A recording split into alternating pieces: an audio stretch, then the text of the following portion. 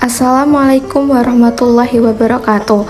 Kami dari kelompok 7 terdiri dari 3 anggota kelompok yang memenuhi tugas dengan judul materi Manajemen Risiko Strategis. Sebelum kami masuk pada pembahasan lebih lanjut, izinkan kami memperkenalkan diri terlebih dahulu. Saya sendiri Azhara Putri Maharani dengan NPM 12211100035. Selanjutnya, Ahmad Ibnu Abdillah dengan NPM 12211100005. Dan yang terakhir, Nur Habibah dengan NPM 12211100014. Baiklah, kami dari kelompok 7 akan mempresentasikan materi dengan judul Manajemen Risiko Strategis. Baik, saya akan menjelaskan mengenai definisi risiko strategis. Menurut Rustam, risiko strategis adalah risiko akibat ketidaktepatan dalam pengambilan dan atau pelaksanaan suatu keputusan strategis, serta kegagalan dalam mengantisipasi perubahan di lingkungan bisnis ataupun dalam suatu usaha. Contohnya seperti kesulitan keuangan. Nah, kesulitan keuangan ini dapat menjadi faktor risiko strategis yang signifikan, serta dapat mempengaruhi kelangsungan dalam suatu bisnis perusahaan ataupun dalam suatu usaha. Contoh lain seperti ketidaktepatan dalam perumusan strategi. Misalnya, strategi yang diambil tidak berdasarkan pada visi dan misi atau tujuan dalam suatu perusahaan. Nah, oleh karena itu, manajemen risiko strategis menjadi suatu hal yang penting untuk dilakukan agar organisasi dapat mencapai tujuannya dan menghindari kerugian yang tidak diinginkan. Selain itu, juga bisa disebabkan karena sistem informasi manajemen yang kurang memadai, hasil analisis lingkungan internal dan eksternal yang kurang komprehensif, penetapan tujuan strategi yang terlalu agresif, akibat perusahaan kurang memperhatikan kondisi internal dan eksternal perusahaan, ketidaktepatan dalam implementasi dan pemantauan capaian strategi, dan juga kegagalan dalam mengantisipasi perubahan di lingkungan bisnis, seperti stabilitas politik yang tidak kondusif. Selanjutnya, sumber-sumber risiko strategis.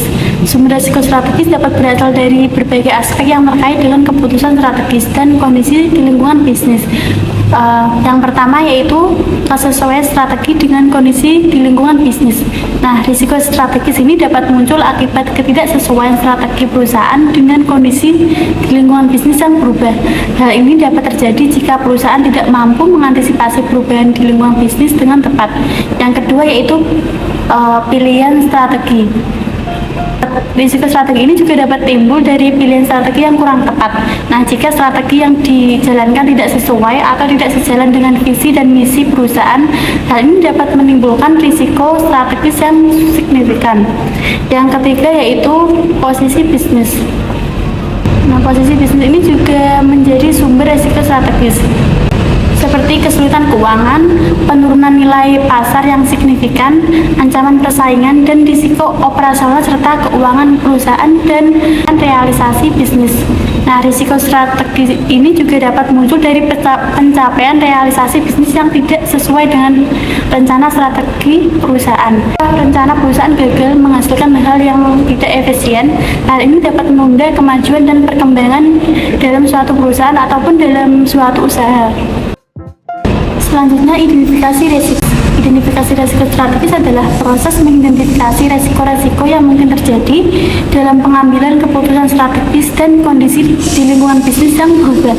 Nah, identifikasi risiko strategis ini merupakan tahap awal dalam manajemen risiko strategis dan sangat penting untuk mempersiapkan diri dan mengambil langkah-langkah pencegahan yang sesuai.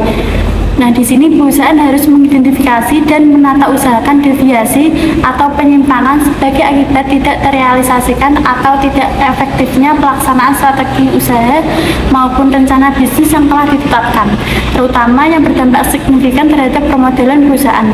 Nah, dengan mengidentifikasi risiko strategis dengan tepat, perusahaan dapat mempersiapkan diri lebih baik dan mengambil langkah-langkah pencegahan yang sesuai untuk mengurangi dampak negatif dari risiko strategis yang dihadapi.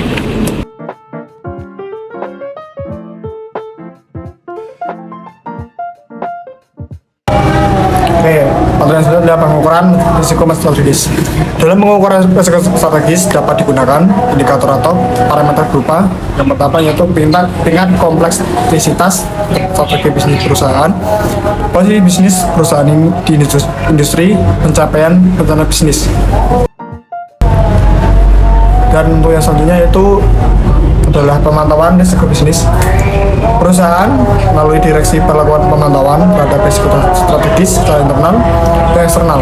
Misalnya, kelemahan dan kekuatan perusahaan dan berkembang faktor atau kondisi eksternal, baik secara langsung maupun tidak langsung. Pemantauan dilakukan antara lain dengan memperhatikan pengalaman, kerugian di masa lalu yang disebabkan oleh risiko strategis atau penyimpangan pelaksanaan rencana strategis.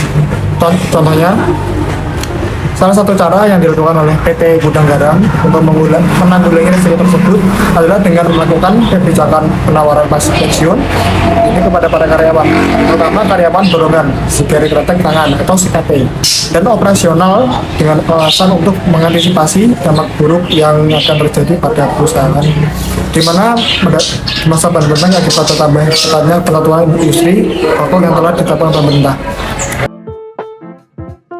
Yang selanjutnya yaitu pengendalian strategis. Perusahaan harus memiliki sistem dan pengendalian untuk memantau kinerja tersebut, termasuk kinerja keuangan dengan cara membandingkan hasil aktual dengan hasil yang diperkirakan untuk memastikan risiko yang diambil masih dalam batas toleransi dan melaporkan deviasi yang signifikan kepada direksi. Baiklah, materi selanjutnya yaitu mengenai Sistem Informasi Manajemen Risiko atau SIMR. Sistem Informasi Manajemen Risiko adalah sistem informasi yang digunakan untuk mengumpulkan, menyimpan, mengelola, dan menganalisis data risiko strategis pada suatu organisasi. SIMR ini dapat membantu organisasi untuk yang pertama, mengidentifikasi risiko strategis yang mungkin terjadi. Selanjutnya, mengukur besaran risiko strategis, memantau efektivitas tindakan pengendalian risiko strategis, dan juga mengambil tindakan yang tepat untuk mengatasi risiko strategis. Contoh SIMR yaitu Office Automation System atau yang biasa disingkat dengan sebutan OAS. Office Automation System ini merupakan sejenis aplikasi. Aplikasi ini mempunyai fungsi utama yaitu untuk memudahkan komunikasi antar departemen dalam perusahaan. Kinerja aplikasi ini dilakukan dengan mengintegrasi server PC atau komputer pada tiap user. Nantinya, setiap informasi akan tersalurkan secara otomatis karena server tersebut. Kesimpulan yang dapat diambil dari materi tersebut yaitu materi mengenai manajemen risiko strategis adalah manajemen risiko strategis sendiri yaitu proses penting dalam organisasi untuk mengidentifikasi, mengukur, memantau, dan mengendalikan risiko strategis yang mungkin terjadi. Dalam melakukan manajemen risiko strategis, organisasi perlu menggunakan metode dan juga teknik yang tepat, serta memanfaatkan teknologi informasi untuk memudahkan proses manajemen risiko strategis. Dalam keseluruhan, manajemen risiko strategis sangat penting dilakukan oleh suatu organisasi untuk memastikan bahwa organisasi tersebut dapat mencapai tujuannya secara efektif dan juga efisien.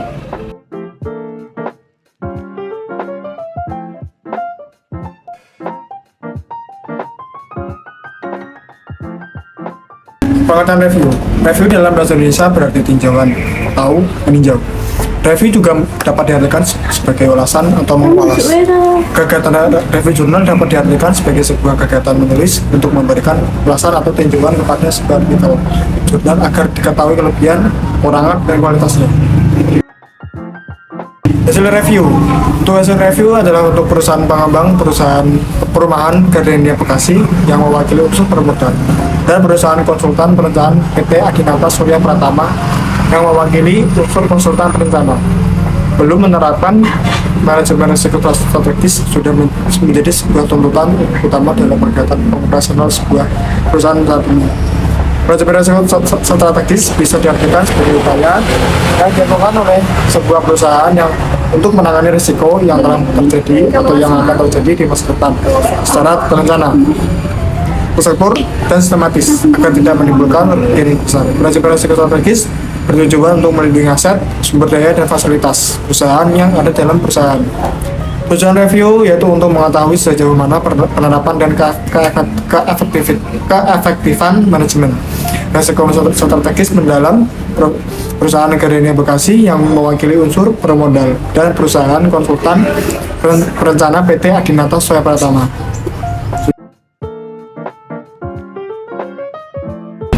Selanjutnya permasalahan.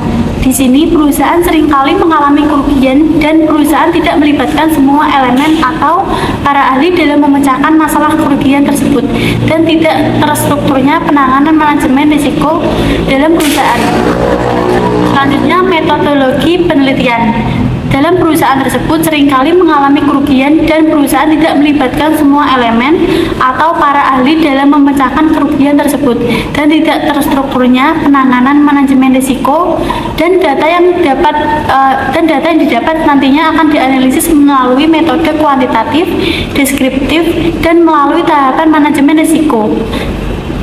Manajemen risiko strategis seperti identifikasi risiko, pengukuran risiko atau probabilitas, dampak dan indeks risiko, evaluasi risiko, dan respon risiko.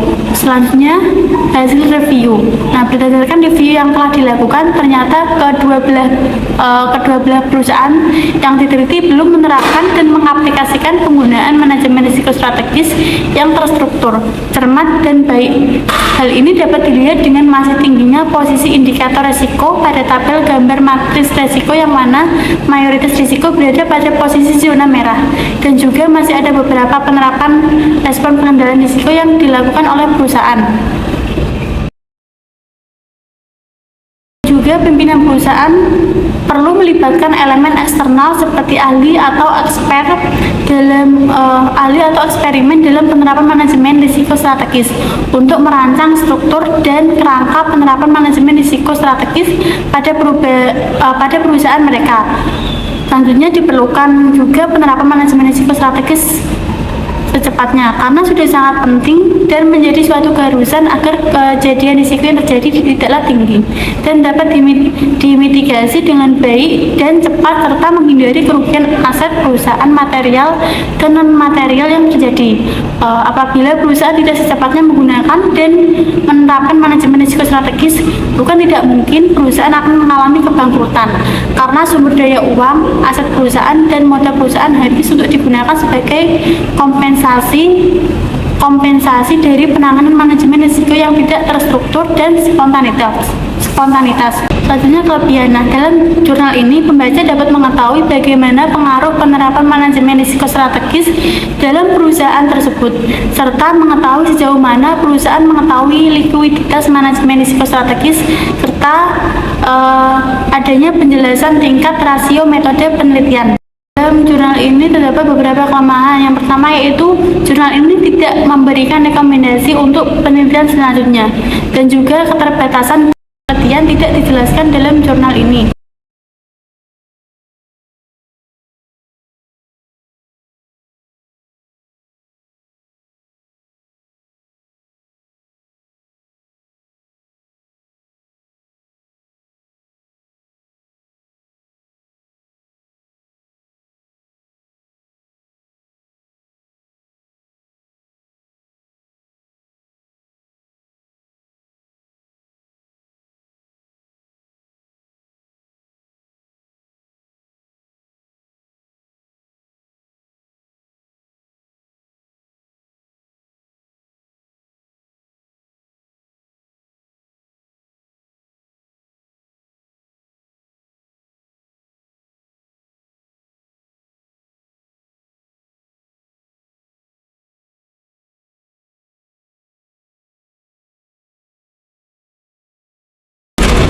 Pimpinan perusahaan perlu melibatkan elemen eksternal seperti ahli atau expert dalam penerapan manajemen risiko strategis untuk merancang struktur dan kerangka penerapan manajemen risiko strategis pada perusahaan mereka.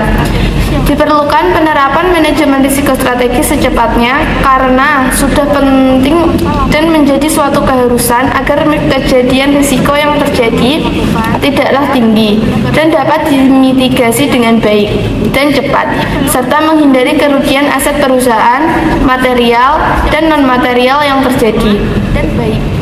Apabila perusahaan tidak secepatnya menggunakan dan menerapkan manajemen risiko strategis, bukan tidak mungkin perusahaan akan mengalami kebangkrutan karena sumber daya uang, aset perusahaan, dan modal perusahaan habis untuk digunakan sebagai kompensasi dari penanganan manajemen risiko yang tidak terstruktur dan spontanitas.